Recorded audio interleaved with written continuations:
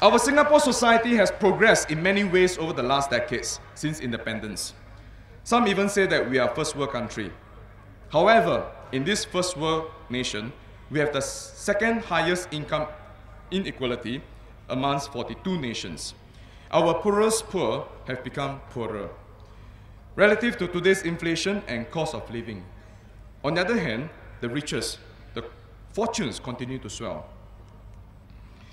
The Singapore economy today is highly dependent of our much debated foreign workers. They make up more than a quarter of our 5 million population. We have problems of overcrowding, congestion, greater competition for jobs, and increasingly, a loss of personal space in our tiny island. The Workers' Party does not claim to have solutions to everything, nor are we against economic growth or having foreign workers per se. We are proposing for a more robust policy, debates in Parliament before the implementation of each policy.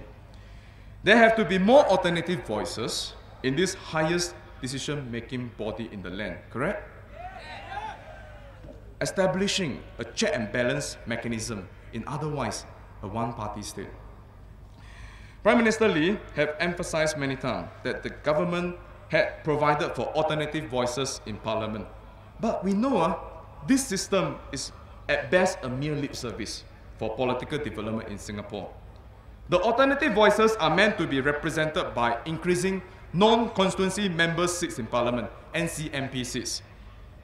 While NCMPs can raise pointers and debate on issues in the House, they have limited voting rights and let the people's mandate to be representatives in Parliament. So will you give my fellow colleagues here the mandate to represent you in Parliament? Will you give my colleagues here the mandate to be your voice in Parliament? Sure? Are you sure? Thank you.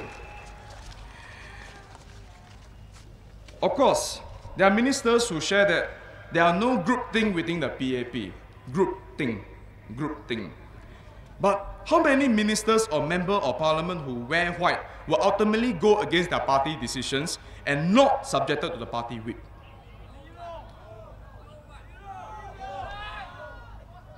"82 out of 84 seats in the last Parliament were dominated by the whites, and only 1 in blue. Some said 1.5. Do you think there were sufficient representatives to speak out in the last Parliament? Do you want to see a repeat of the last Parliament? Or do you want to have all 23 inside? Thank you. The Workers' Party calls you to take action tonight. The Workers' Party acknowledges that Singapore cannot achieve a first world parliament overnight. It must be a process, one that takes the efforts of many to come together to strive towards the vision of a politically balanced Singapore. Only in steps, some people say baby steps and strides, will a first world parliament be possible. And this GE 2011 can be a turning point. With only 2 hammers in Parliament, we appeal for your mandate to place more hammers in Parliament. Okay?